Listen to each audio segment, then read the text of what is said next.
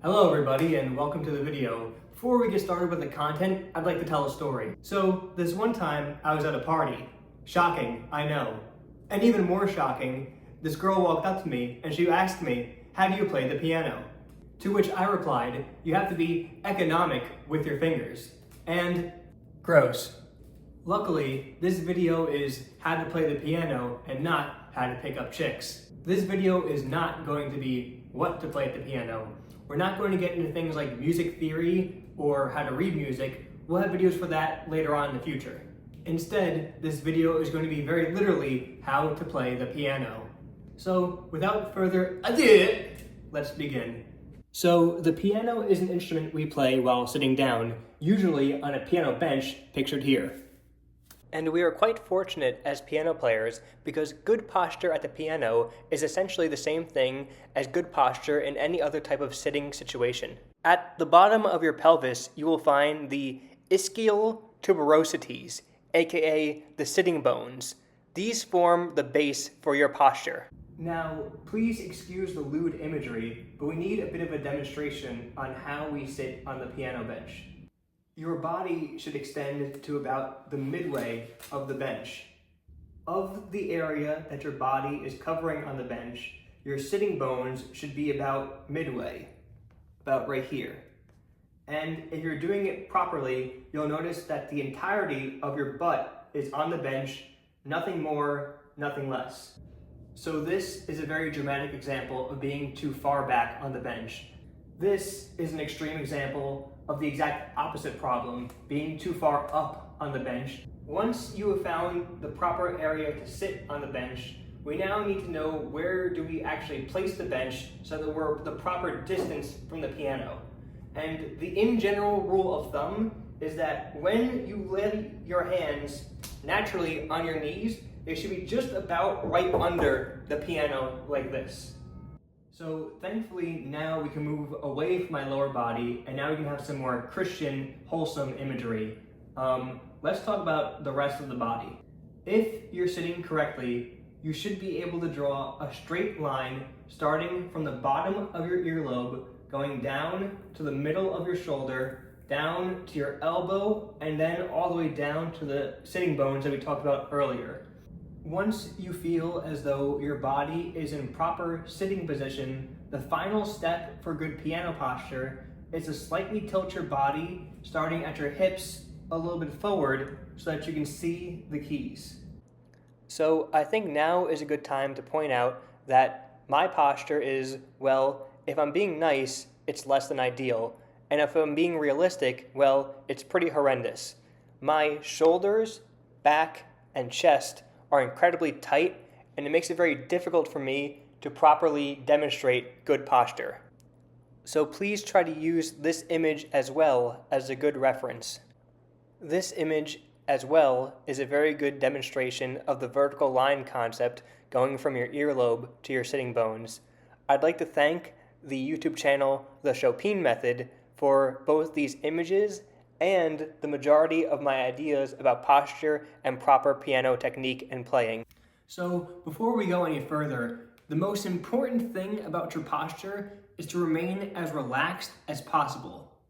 We'll go into the specifics of this in just a second, but the piano is an instrument that you play with your bones. The muscles in your body should be completely relaxed. If your brain is spending energy tightening some of your muscles, that's energy that it can't be putting to listening to you playing the piano and building that muscle memory, which is so important for improvement. It may be uncomfortable at first, especially if you're a balled up mess like I am, but your body's most relaxed sitting position is your body sitting in perfect posture. Not only does this yield a relaxed state, which as we discussed is a very good thing, but also you put more breath into your body when you're sitting up straight. This gives more oxygen to your brain, which once again, I shouldn't need to explain the benefits of more oxygen in your brain, but this includes better memory, better muscle control, etc. Okay, so now let's focus on the hand. Once again, we're fortunate because the best position for your hand to be in while playing the piano is when it's in its natural relaxed state. So as you can see right here, my hand is just naturally resting on my knee, and this is pretty much the exact shape we want our hands while we're playing. Okay, so now let's work on how we lift our hands from their relaxed position on our knees to going onto the keyboard. So we're going to lift our hands using our forearms while keeping our elbows basically stationary, like this.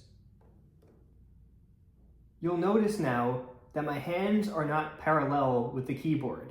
Instead, my pointer fingers are above the rest of my fingers, and the rest are in a vertical line going down. Pointer, middle, ring, pinky. We're going to use our pronator teres muscle in our forearm to rotate our hands inward so that they are parallel with the keyboard. We're going to touch on some other things about the elbows real quick. First, your elbows should be making a 90-degree angle basically at all times. Secondly, your elbows should remain close to your body as often as possible. Okay, so we're getting closer and closer to the part that everybody came to see. Soon we're going to figure out how we actually press the keys with our fingers. Let's pick up our hand using our forearm, rotate our hand inward using our pronator teres muscle, and let's just basically plop our hand semi-randomly on the keyboard. This is my hand in a relaxed state on the keyboard. I recommend you guys do the same. It doesn't matter which keys you're pressing, just as naturally as possible, place your hand with good ergonomics on the keyboard. Okay, let's get a little more specific on the shape of our hand while we're playing. First and foremost, you do not want your hands flat, okay? This is considered to be very bad. Instead, you want this kind of rounded shape with this arch on the inside of your hand. Secondly, let's talk about which part of your finger in particular is going to play the key. You play the key using your finger pad, not your fingertip. This would be the tip of my finger right here. The finger pad is the fleshy part just underneath the tip of your finger.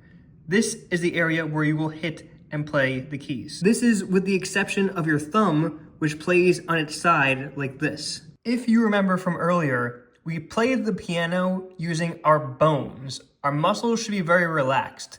That is to say, we do not hit the keys. We do not strike them.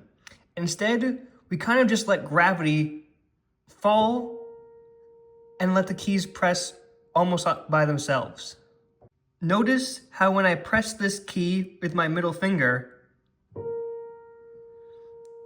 that my middle finger can actually support the entire weight of my hand and my arm.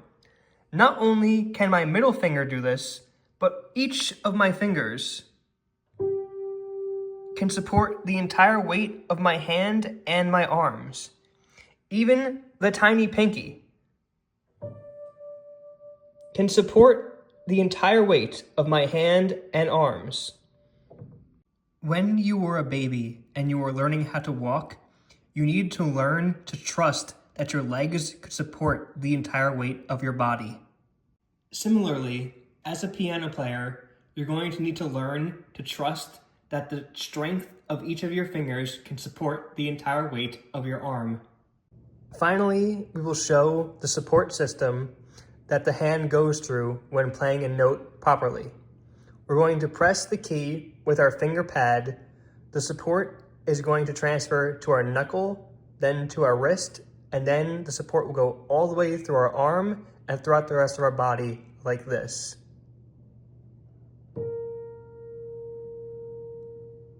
Let's end with a little bit of an exercise to show the control of our technique.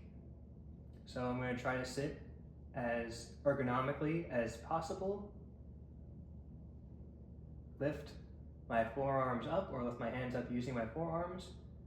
Rotate them inwards using my forearms. Now I'm going to place them semi-randomly on the piano.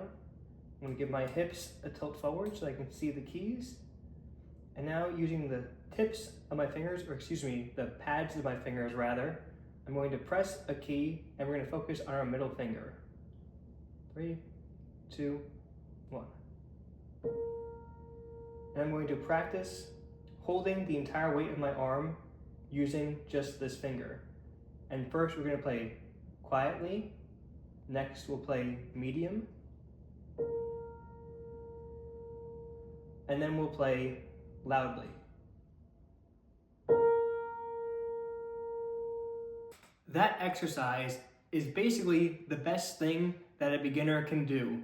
It really teaches you and illustrates how the support system starts from the pad of your finger and the bone in there, through to the knuckles, traveling through the wrist, up the forearm to the elbow, and then you can feel the transfer to the rest of your body. It's kind of something you just have to do in order to feel. Many other piano tutorials are going to rush to play things that people are simply not ready to do yet. You need to master how to approach the instrument and how specifically to play the keys before you do anything else. Going too fast is like building a house out of an unstable foundation. You need to make sure that the core principles are as solid as possible. It has been my life's joy and privilege to play this instrument. At its best and at my most relaxed, it is quite similar to a literal meditation. And to prove this point, I think I'm gonna play something with my eyes closed, both to get that meditative feel and also stunting a little bit. You know, this builds my cred up, so if you want me to tutor you, you know, this is good indication that I'm a good player. So please enjoy.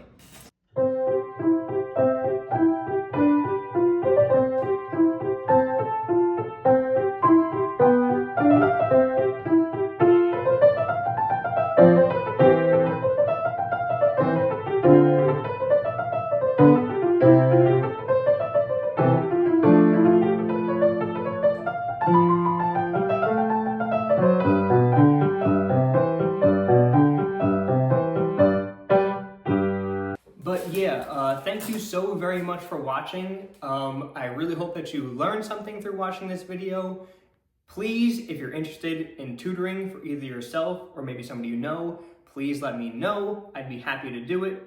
I made this entire video in one day. You can probably tell because I've been getting a little crazier as time has gone on, and the video is a little less crisp as we've gotten closer to the end, but I had a really good time making it. Thank you so very much for watching.